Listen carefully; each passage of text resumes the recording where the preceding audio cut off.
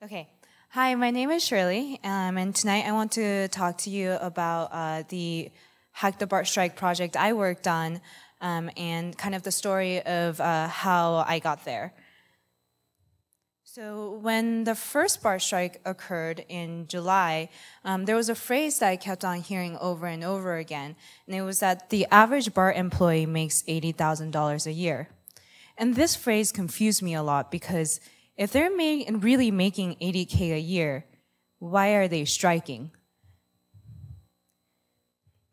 So the first thing I was interested in seeing is kind of breaking down their base salary by employees that are unionized and employees that aren't unionized.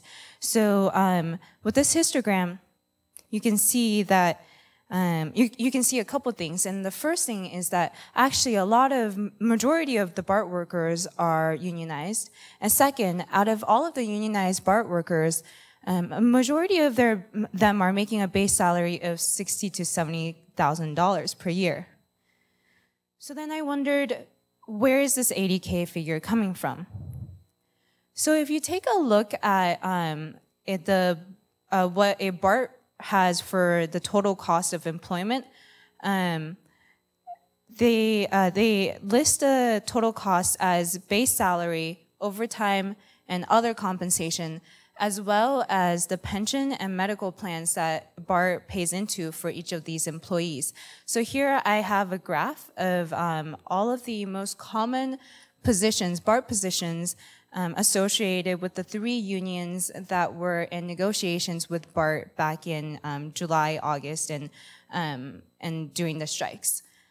So this graph is you can start to see that their total cost of employment. Sorry, is this really loud, or I feel like it's really loud? Okay, it's good. Okay. So you can start to see that the total cost of these employees start to vary between 70K and 120K. And if you start to see, say if you aggregate the base salary, the overtime, and other compensation, the figures start to become between 60K and 90K. So this is my guess of where the 80K figure is coming from. So now that I figured out what this 80K meant, the next thing that I was interested in was, why are these BART workers striking?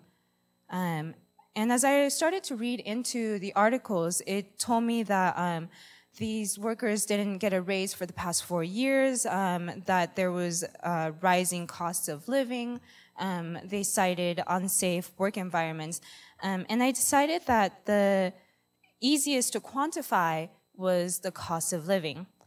So as many of you probably know, or all of you probably know, the cost of living in the Bay Area is extremely ridiculous. These figures are figures by the Economic Policy Institute, and what they've done is compiled how much a household between 2 to 5 people should be spending to have a comfortable but modest standard of living. So you can see that the lowest, and I've chosen cities that I think BART employees would be living in. And so you can see that the lowest range is 55K for a 1-parent, 1-child household in Vallejo. And the most expensive is a 2-parent, 3-children household in San Francisco at 102K.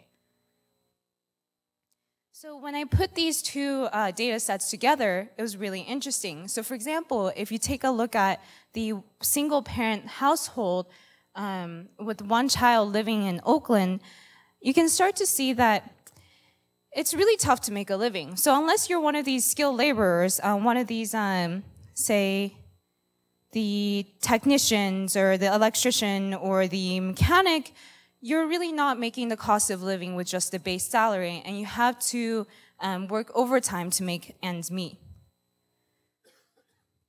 So, and if you just kind of play around with these, it kind of gets really ridiculous. Like nobody's gonna be able to afford this.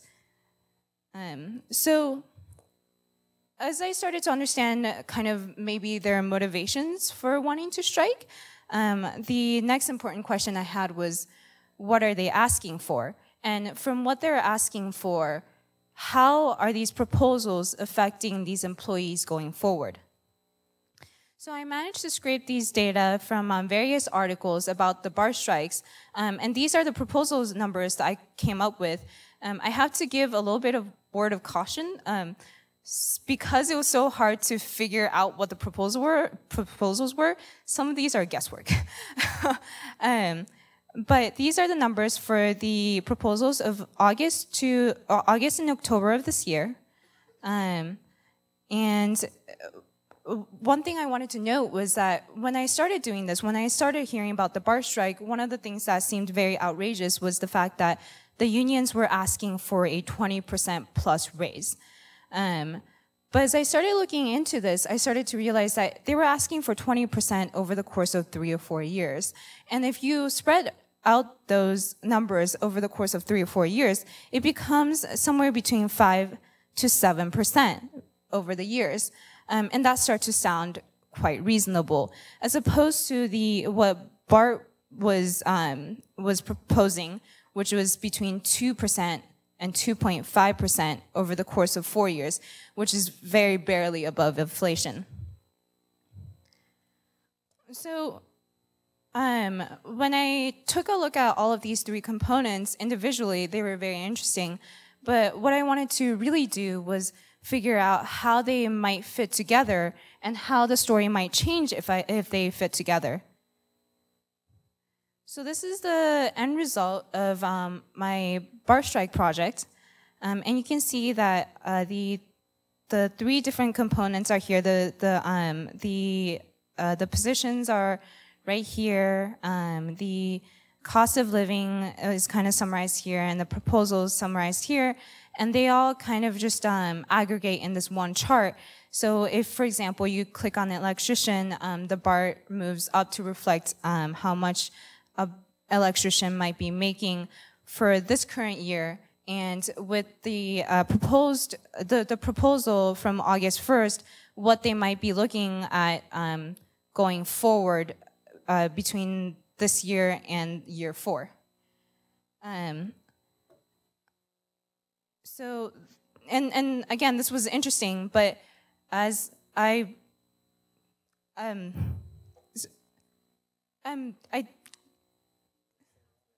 can we, yeah, is it okay if I answer them after, or? Yeah, thank you. So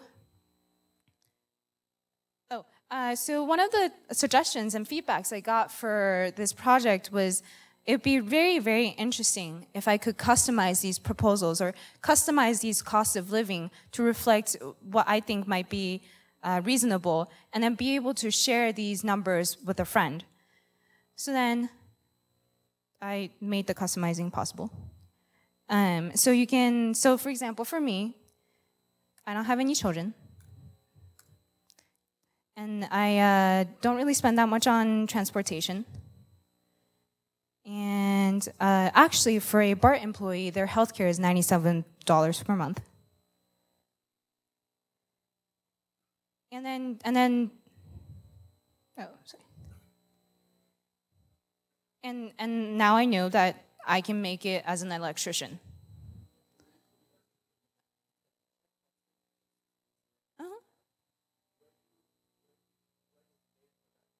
So the question was this checkbox, this data to include a second income earner.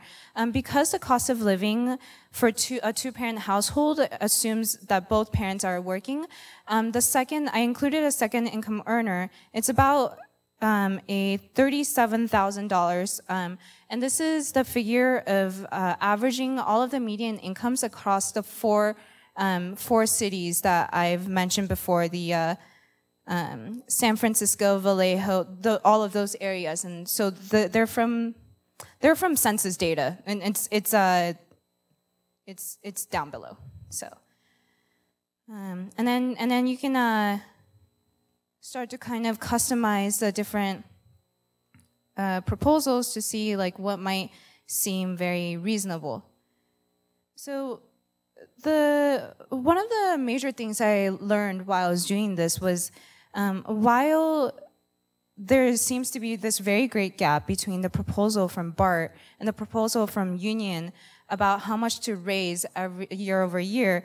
How much is actually reflected in these individual employees is actually not that much. So if you look at the first year, and I made the union proposal to be 10% raise, the difference is actually only about, that's what, 6K? And this is for an electrician that makes almost 70K per year.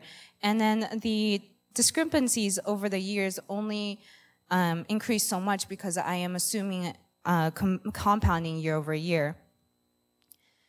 So so while I was going through this project, I was very grateful for the things that I've learned, just because I've started to be able to kind of sympathize with the situation a lot more. A lot of the articles and news articles I've read were very emotionally charged. They argued both sides, and there were a lot of kind of demonizing going on with the union workers, saying, oh, why are they asking for so much when they already make so much? Why are they inconveniencing our commute? And while I've learned still that this is a very, very complex situation and I don't understand all of it, just looking at the data, I started to realize that while they're making quite a decent amount, they're not making an outrageous amount for this area. And while they seem to be asking for a lot just on paper, the effect that they individually have, or they individually get, is not actually that much. So the motivation behind building this tool was to give something that wasn't kind of just taking information and shoving it in your face. I really wanted to give something, give a tool for users to kind of explore with, so that they can come up with their own opinions. So this is it. Thank you very much for listening.